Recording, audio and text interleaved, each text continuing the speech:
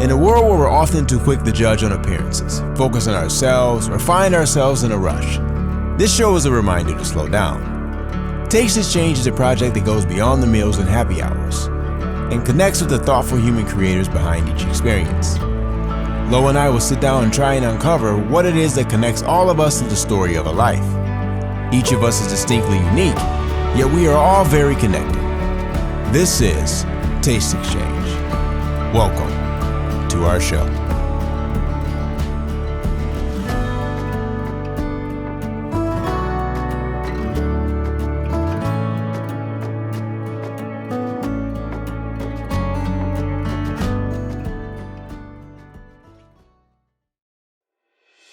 Courtney has held many roles in the food and beverage industry throughout the greater Charlotte area, amassing a loyal following throughout his career. Currently, he is co-owner of Roy's in Charlotte's Noda district. With his wealth of experience, he has been able to create a fun and welcoming island atmosphere in one of Charlotte's busiest neighborhoods. In addition to Roy's, Courtney also owns Charlotte's Industry Group, a community for those in the food and beverage industry that aims to bring everyone together and provide education and support. He also owns Radical Grove, an entertainment and DJ service. His work ethic, enthusiasm, and energy are unmatched. He uplifts all those around him and is an absolute joy to be around. Please enjoy our insightful conversation with Courtney.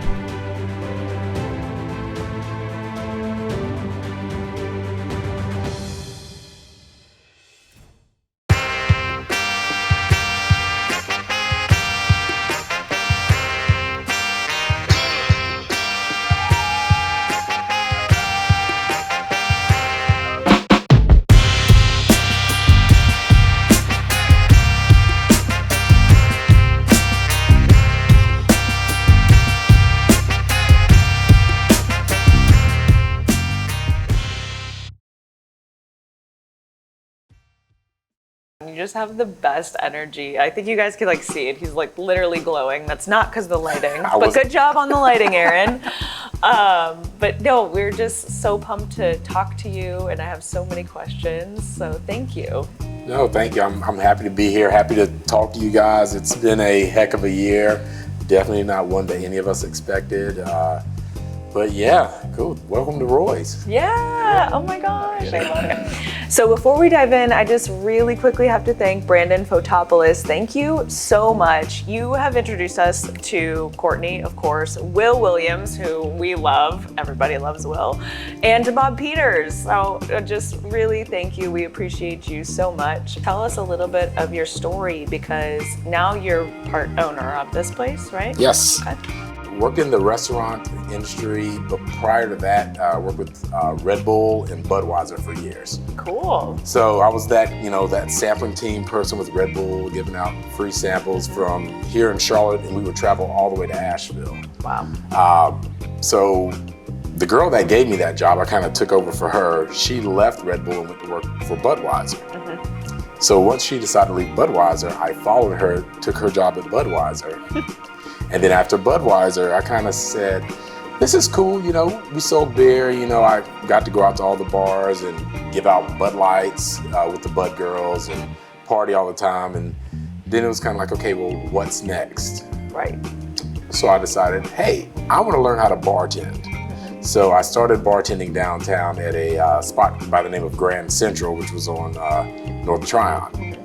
So from there, just, kind of worked there to other places, just kind of, for lack of better terms, poured myself out and just went to different bars. And I was working at about 5-6 different spots as a bartender. At the same time? At the same time. Wow, that's crazy. At the same time. How did you juggle that schedule?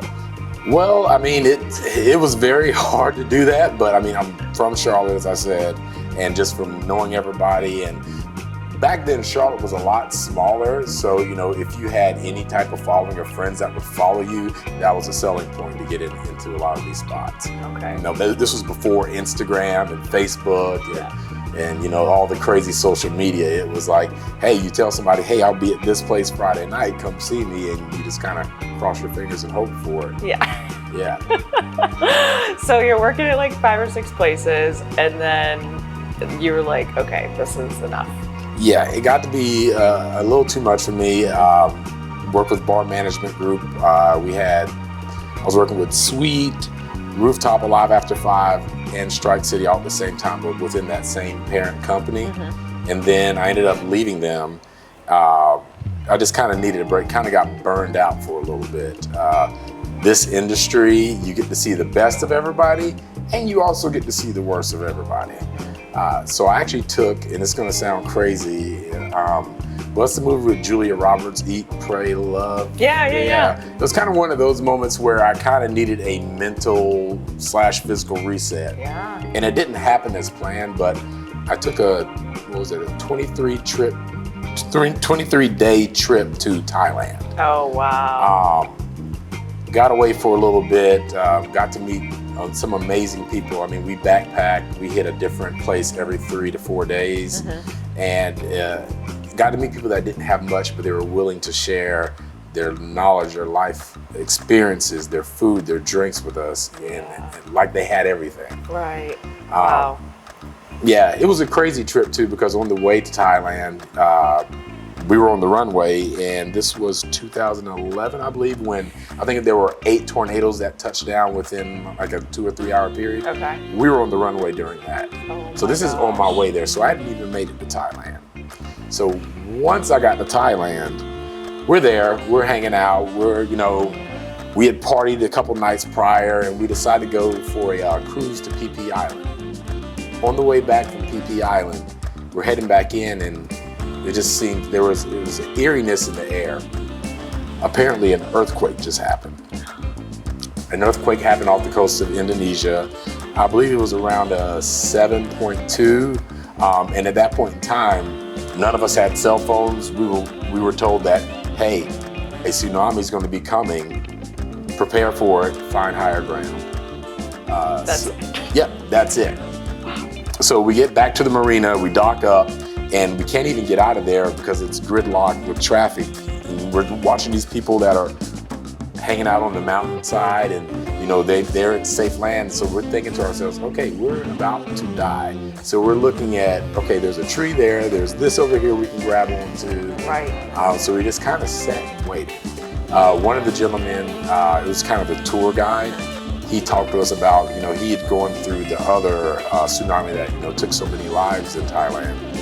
And he talked about all the family members that he lost. But he kind of gave us some hope that, we could survive. But with all that being said, that's one of those few things that happened on that trip that kind of made me have more of an appreciation of life, and came back more of as a reset person to the nightlife and bar industry.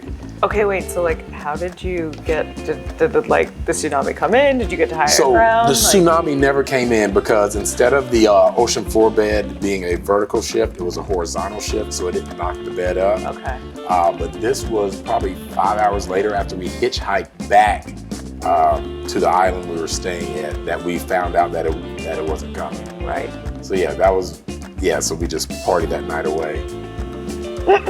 So thankful. Yeah. So thankful, but throughout that whole time, everybody on the island we met, they're like, oh, we've been through this before. They were just, they kind of shed some light on, not sweating the small things, and, kind of seeing the glimmer of light in other beautiful things. So. Yeah, and how have you carried that into your life even today? So I was able to come back, and again, it gave me that mental reset. But I'd always said, oh man, I just want to leave Charlotte. I want to go somewhere else. Or these people are like this, those people are like that. But I mean, it's who you surround yourself with, and the perspective you take when you look at a situation, which comes into play into so many different realms, and even working in a bar, in a restaurant. I mean, even here at Roy's, me having one perspective of everything I've been through, and then taking a perspective from, let's say one of my investment partners that has never been in the industry, but he sees something else. And you just have to, take that into consideration with operating and steering a ship. Yeah, so it gives you a little bit more, you give yourself more grace, you give other people more grace. in order to get along better. Absolutely. Yeah. Yeah. And you realize at the end of the day, oh, this isn't life or death.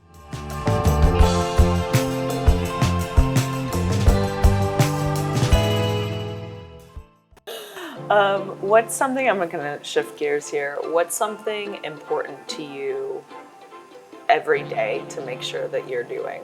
Like personally, professionally? Making people smile, making people happy. That is my ultimate goal. Yeah. It's funny, a relationship I was in years ago, the girl I was dating at that time, she asked me, what makes you happy? I was like, making people happy. That's just, that's genuinely who I am. I want people to be happy. If I can make somebody smile or put them in a position to better themselves, that's great. Every time I interview somebody, I would say since 2011, my thing has been to ask them what they want out of this. Okay, yes, you want to make money here, but what else do you want out of this? What do you want to do in life? What do you want to be? And I remind them also, you don't know who's going to walk through that door. That person that walks through that door could be your future employer, your future funder for a project you want to do, your future husband, your future wife. You just never know. So always make sure you're on your P's and Q's, when you are here, because somebody's always watching. Yeah, absolutely.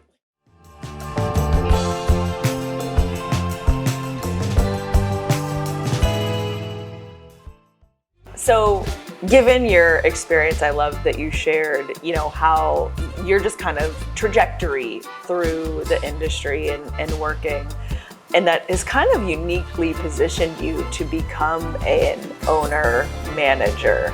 But I'd love to hear from your perspective what you've learned that's enabled you to do that, maybe better, or what lessons that you've learned to do it better than others. I would say just observing.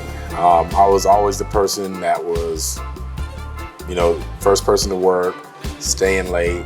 And I'll say bar management group, I worked for them for a number of years, but just watching how they moved, even though, they might not have as many projects going on right now, watching how they move and wanting to go into office and learn from those guys that have been in it, I took a lot away from that. Try to delegate. I've always been the type of person to kind of just take everything and do it myself. But, that goes back into that self-care and, taking care of yourself and using, the tools that I have and, within, my staff and even some of my friends in the industry, picking up the phone, calling them, picking their brain, not being too proud. I've never been one to really ask for help, but, if you can't use your friends and your peers as a resource, why even have them there? Yeah, absolutely. Yeah. I mean, your network is everything, right? Utilize it. And I think one of the biggest and one of the saddest misconceptions in our society is asking for help is a sign of weakness, and it is not. Not at all. Yeah. Not at all. It's going to bring growth, because if I have my knowledge, your knowledge, his knowledge, and their knowledge, it's going to make me a more well-rounded person. Absolutely. And think about how many times you've asked someone for help, or at least in my experience, in the business world, like, hey, can you take a look at this? And 9 times out of 10, it gets better. Like when Aaron and I are working on stuff, we're like, hey, can you look at this? Can you look at this? And we come up with something that's like way better than what we would have had individually. Absolutely. I think mainly what I I would say not so much learned, but kind of battled with was, okay, we're in the middle of COVID. What ammunition do I use right now? Just because from the years and years of being in this industry, I've got so many notes of different events and ideas and marketing, but it's like, hey, do I want to, blow my load on this, this type of promotion right now when, hey, if I did it, let's say April of this year. Okay, yeah, we might have a great Saturday. We might do, 20, 30,000 on that Saturday. But if I wait until August and do this event, oh man, we might have a $50,000, $60,000 day. Right. When do I pull out those items? Right, that's so important. And it's hard. And you just, honestly, you never know. You just got to kind of keep moving and, use them and a couple of them, and then to think, okay, well, something else will come to me down the road that we can do, or that'll be a stepping stone to where I'll learn and I'll knock that one out, and I'll think of a couple of ways to make that a better event executed, down the road. Absolutely. Yeah, because if you just keep hitting people every weekend, they're like, okay, yeah, we get it. Yeah. Exactly. And it's like the balance of establishing the regular customer base for the amazing place this is, and having those special events or pop-ups or whatever to bring new people in, create hype, and all of that. I don't know what I'm just doing. So one thing that I think is really important for people to understand is like, oh, you can't just enjoy making food or drinks and open a restaurant. There is so much more that goes into it. And I think you depicted that perfectly with, you can be an amazing chef or have a great idea, but everything from the marketing to the mix of the menu to what specials we're gonna offer to the decor, there's a lot that goes into one establishment. Yeah, there's so much that plays into it that you can't do it on your own. You have to have a team. You have to, utilize the tools that you have within this building. And that even goes down to, hey, do I have a server or a hostess that's great at drawing? Chalkboards for promo, which is something, sometimes they don't want to do. And I explain to them, by you just taking 10, 15 minutes drawing the special on the chalkboard and setting it outside, that can put just 10, 20, $100 in your pocket for people knowing what you have and wanting to come in. Or somebody laughing because you made, a joke about, whatever, oh, soup, there it is. Oh, that's funny. I'll go in here and get some soup. It's kind of cold out. Let's go in, Becky. Yeah. I don't know. And I don't know why her name was Becky, but it was, it's fine. But I love that. And that's a strategy though, like having the funny marketing things on the sidewalk. Like that actually has gotten me into places before. So I just think 100% that is a strategy, and that's so important to think about as you're opening a restaurant and creating the vibe and the atmosphere. Yeah, and it's just, again, for me, I'm kind of on a ship by myself where Roy's in the kitchen and I am doing all those other things. It's, every day, every week, it's a learning process of me, switching up how I do things. How much time do I delegate to this? How much time do I delegate to this? Okay, do I stay up until 4 or 5 a.m. getting this done and then get up at 8:30 a.m. to get back up? Because I know this weekend we're gonna get our teeth knocked in from being so busy that I got to be on the floor, because I got to make sure that these people are enjoying their food and doing the table touches and, encouraging the people, to, hey, add us to Instagram, you enjoyed your food? Okay, please, give us a Yelp review, give us a Google review. People don't understand how much Google and Yelp reviews matter to a business and restaurant specifically. So many people are like, oh, I had a great time there, and they don't do a review. And then someone's like, I had a horrible time, I'm reviewing them. It's like, okay, well, yeah, if you had a great time, let people know. They are always the first person. The people that did not have a good experience are always the ones, that are going to broadcast that news first. Yeah, sadly. Yeah. Well, let's change that. Come on, people. Over the past week, I was thinking about how could I get word out and kind of put a PSA out about, even especially right now, the situation where, all these places are short staffed. Like, I saw Larissa that you all interviewed. I saw she posted the other day that, with this past weekend with them doing record-breaking numbers, she turned into bar back, dishwasher, this, that. Like, we're all stretched thin. So one thing that we have tried to do here is, we do allow reservations from Yelp. So if a guest does come in and they don't have a reservation, in the proper verbiage, we try to let them know, hey, just so you know, you can book with us through Yelp. We're going to get you set right now regardless. Don't worry about it. But it does allow us to staff up adequately so we can give you the proper service and attention that you need to have an amazing experience. That's so important. And just potentially educating people on like why making reservations helps the restaurant so much. Like, yes, we want you to come out and eat, and also understand the challenges restaurants are facing because of all the restrictions that are imposed on them that they can't do anything about. Oh yeah, and then you have the fact that production is down, and places are running out of Casamigos and Hennessy, and a steak shortage, and then people get mad at the restaurant for running out. Hey, well, we bought up what we could. I mean, if we could grow a cow for you right now, we would, but it's not going to happen. Right, in a safe and responsible manner. Yes. No cows were harmed in this hypothetical situation. But no, I hear you.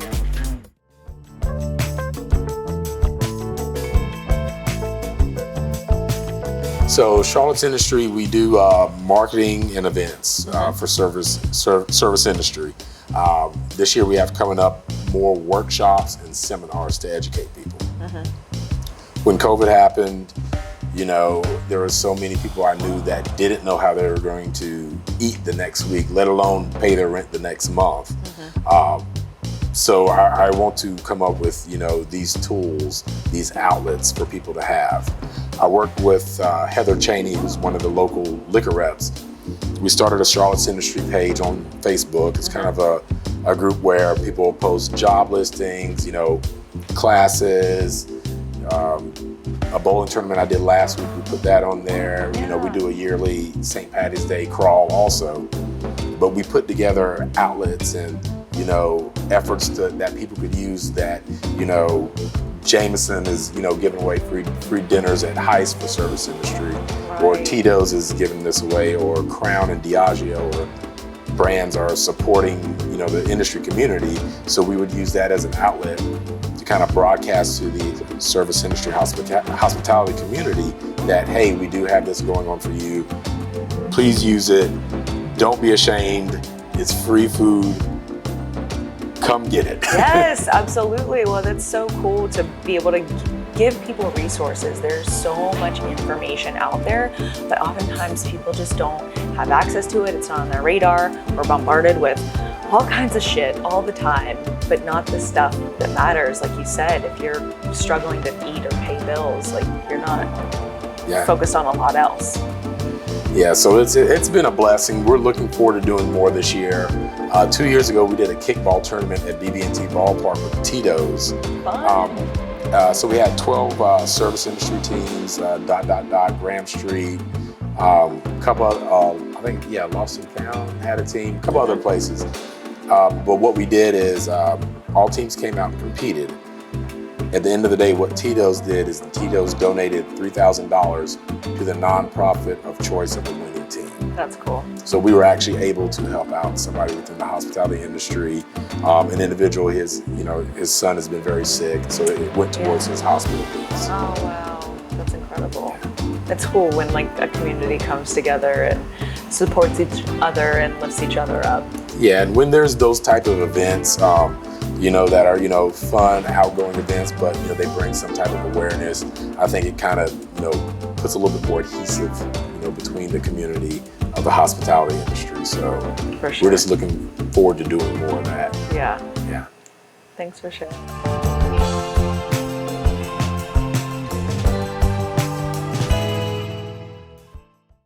Today we have butterfly snapper. We have also grouper, oxtails, which is one of our favorite Jamaican dish, or Caribbean would say, curry chicken, and curry goat also. So today we're going to introduce you with we have our jerk chicken nachos and our jerk chicken burritos. So this is what we do it here. So this is a kitchen that we designed for speed here. All the Caribbean food comes out of here. We have the Puerto Rican, we have Jamaican, and we have St. Lucian. So we all Caribbean, so we try to give you one of the best from each island. So we designed this place also to have all Caribbean people come and enjoy it. So come on in and see what we have here. So, you know, we make our curry vegetable with some of the best vegetables, which is zucchini, turnips, yellow bell peppers, and carrots. So, it's all we do is inside. It is basically from our grandmother's kitchen. Frankie is just as I am, and that's Mr. Frankie. He's a chef from Puerto Rico. So we actually started this kitchen here together, and we are still here together. So come on in and see. That's Mr. Steve there. He's also from the island. He's a great cook. He does a preparation guy. So if you see here, rice and beans that we do is one of our favorite dishes all throughout the Caribbean island, which is pigeon peas and rice. That's one of the best things we do. Also, we do our whole jerk chicken in our charcoal oven here, which is it's from Peru. We brought it from Peru, and it's one of the nicest things you can ever have in your kitchen. Charcoal, you know. This is one of our roasted vegetable, which is, as you see, Brussels sprout, carrots, laid with banana leaf, carrots, and onions. This is one of our main dishes here. Vegetable, roasted vegetables. So over here, we're doing our, of course we do fish. A red snapper is one of our favorite dishes. So we have our butterfly snapper. We have our plantain chips. We have also tortilla chips and plantains. Over here, this is where we do our frying, and this is where we do all the magic happen here. So we do our sautés here, and also, you know, we have confections that we do here, you know. Curry goat, oxtail, cheese sauce. So we are very creative in this kitchen, you know. We are unlike most Americans, but we are from the island, so we use all the best and the freshest ingredients we have here to make it happen. It goes.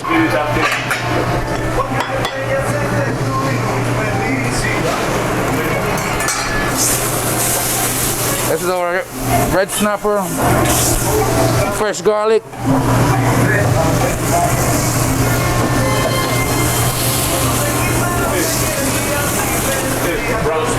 Gotcha.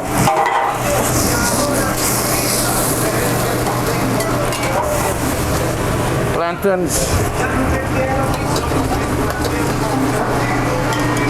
Got to have your sweet plantain from the island, you know. And then we're gonna come around here, brown stew sauce.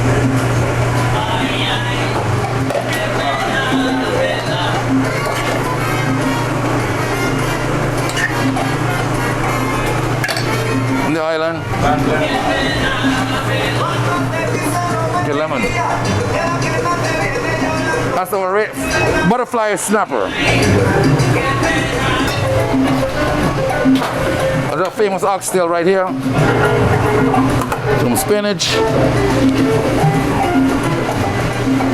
tomatoes, green onions, a little bit of coconut milk, a bit of butter.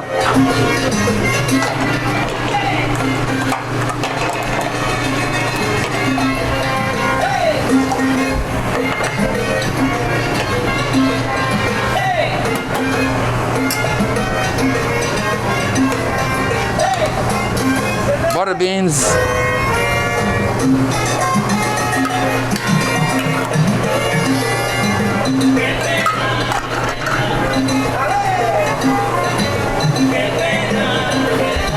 And with the famous rice and beans. Oxtail. What does it mean to you to be able to like share cuisine from your heart with everyone that comes in here to eat your food? Well, it feels good to do that. You know, I was growing up as a kid, and my grandmother was a cook in the school, and it's cook at the church. So I always want to see the kids eat and enjoy their lunch. And I carry that tradition. You know, I like to see people eat and enjoy their food. So I like to share because sharing is good. You know, when I don't want to have a secret in the chef in the recipes that I want to share, because I want a legacy to live on, just as she did. So for me to bring that here it's a pleasure, you know? And I also want to continue do more. The more I give, the better I get, more ideas I get. So we are very conceited when it comes to our food in the islands. But this is like the Indians' culture, so we're doing it.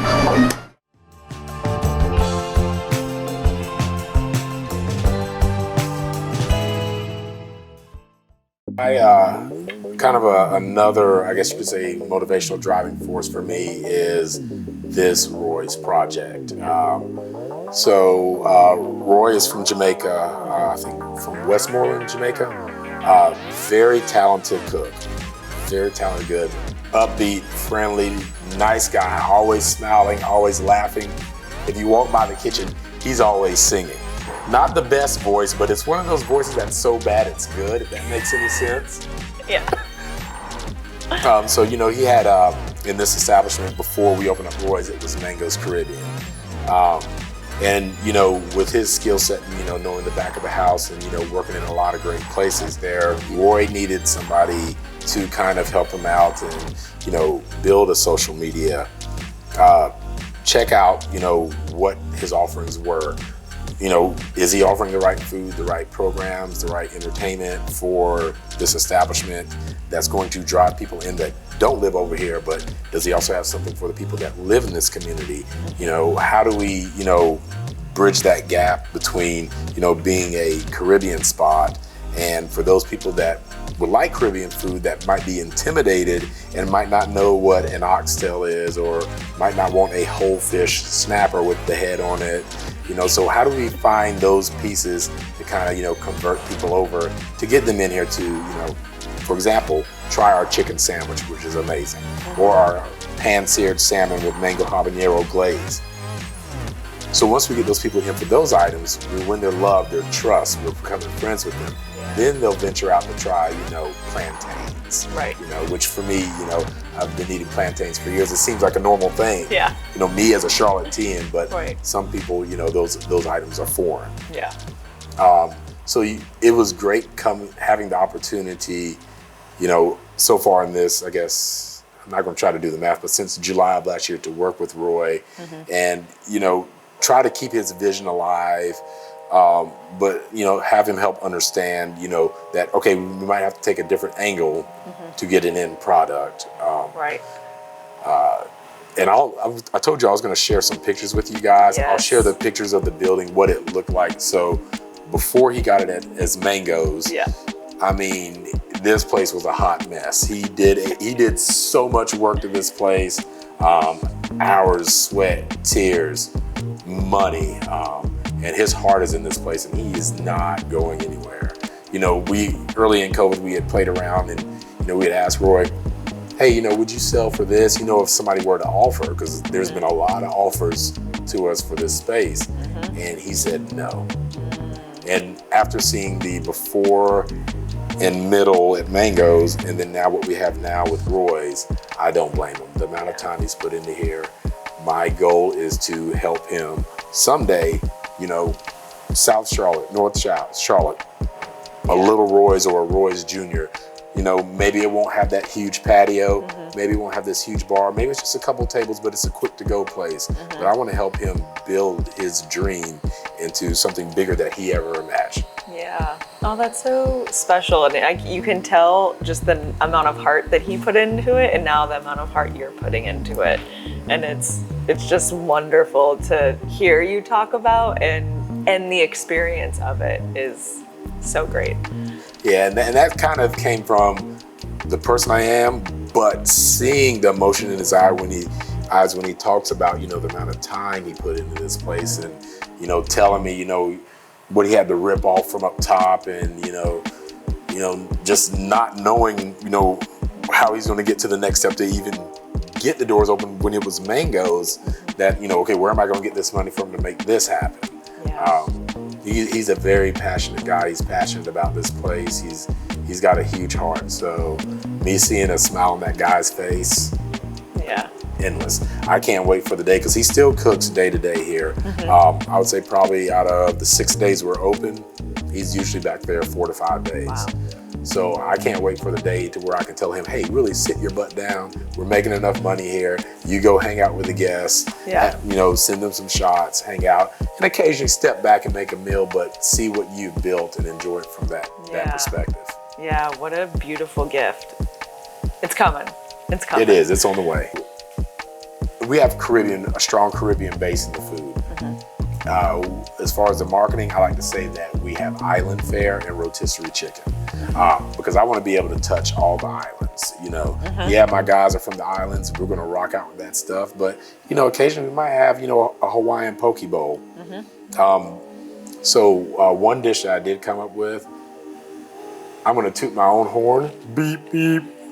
It is amazing. So it's a stuffed avocado, and we do it with jerk shrimp and a mango salsa on top with a slight jalapeno or habanero mango drizzle on top of it. Unbelievable. Wow. Yes. That sounds so good. Yes. Yeah, you can toot that horn or beep beep, whatever. I think this is better. Yeah. Yeah, one of those. Yeah. But yes, so my contribution to the menu, the mango jerk shrimp stuffed avocado, it's available now. Yeah. Yeah.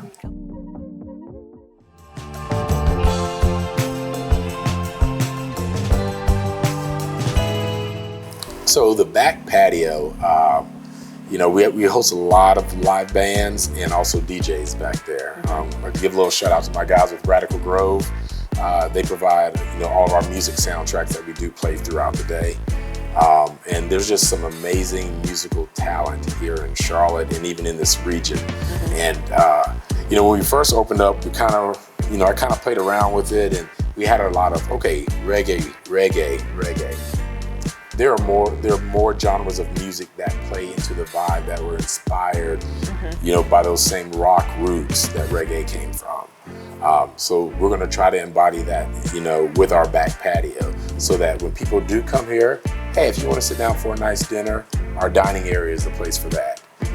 If you want to bob your head to a nice dinner or lunch, you can go to the back where it'll be, a little bit more upbeat, but you'll feel kind of like you've gotten away, with it being, we have Davidson Street right here, but when you go to the back, you kind of can't see anything back there. You kind of feel like you're in your own world. Yeah, that's cool. Yeah. So, we're going to put a stage back there. We're going to build some bench seating along with some huge planters with some tropical plants and artwork. As far as, Roy's goes, I have, we're changing up our soundtrack, our music offering that's coming here. One of my DJs with Radical Grove, DJ Trife, he's kind of making a playlist where it kind of fits, that time of day of what you want the energy level to be. Yeah.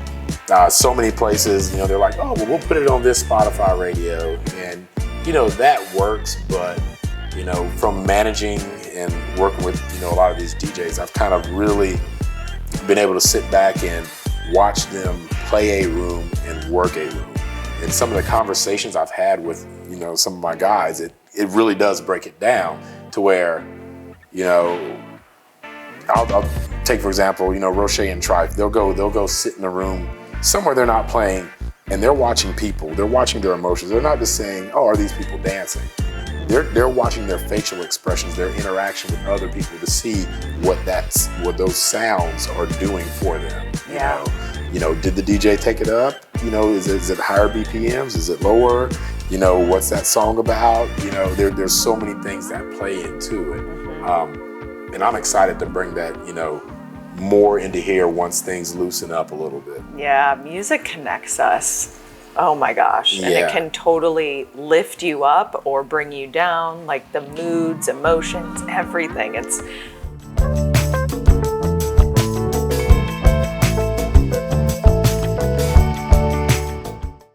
one thing I want to be able to do in my life is to be able to finally get the control over it to where I can actually get back to living in it and not just working in it. That is my ultimate goal. I'm not one of those people, I don't need much, to get by. I just want to live and have life experiences with other individuals, with You know, I love to hike, I love to travel. And when I travel, I don't have to stay in the nicest place. I just want to experience what that place or that region has to offer, whether it be visually or through, you know, food and beverage. Yeah. But, you know, whenever the day comes that, you know, Courtney is no longer, I want people to say, you know what, that was a really nice guy that cared about other people, that would have given his left leg for anybody. Yeah. I feel that. When I feel that, Yeah. that energy from you. Yeah. And more so that, you know, it's not just that I would give anything for anybody, but the reason why, like, I genuinely care about people, the life that we are given, and it's a beautiful experience. You know, it's, you know, with the past year, all of us kind of, you know, the growth and, you know, the ups and downs that we had, that we're taking great things away from all of that. Yeah, and life is here to be experienced and for us to be joyful and to be able to do these things. And so, and I know you've found more balance in the past, but I think being able to do that and not just, you know, head down, so focused on work, being able to have those experiences is so crucial. Yes, because I do look back at all the birthday parties and the weddings and the trips that I've missed in the past, and trying to make better steps going forward that I don't do that. Also trying to educate those, you know, my peers and the ones that are just now coming up in the bar restaurant game to that, hey, take time for yourself. Go to that birthday party, go to that wedding. You know, right. Do it in a responsible way. Ask for the time off, but of course. But go to those events. Go, because you'll look back on it and you'll say, "Hey, man, I missed my best friend's wedding, or I missed whatever," and you will definitely have regrets over it. But all you can do, you know, is grow from that point on and make better moves. Right, that's an excellent point. You can't go back and change anything that's happened in the past, but you do have the opportunity to reflect on that and then make changes going forward, whatever it might be, whether it's a lesson learned at work, whether it's supporting friends and family, or just your own life experiences, or what you messed up yesterday. Thank you, guys. Thank you so much. This was amazing. Thanks for your time. And just this space is so incredible. I'm pumped to get in here with some music and have some fun.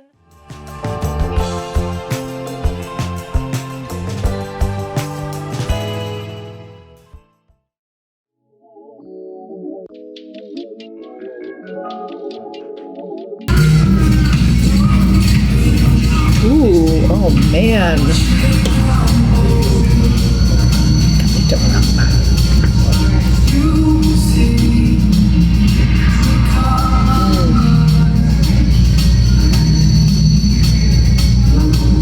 just can't stop dancing. It's so juicy.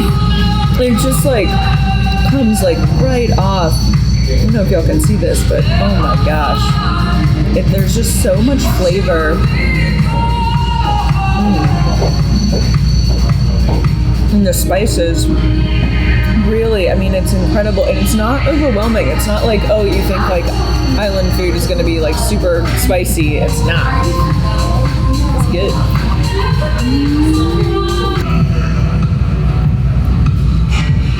Whatever.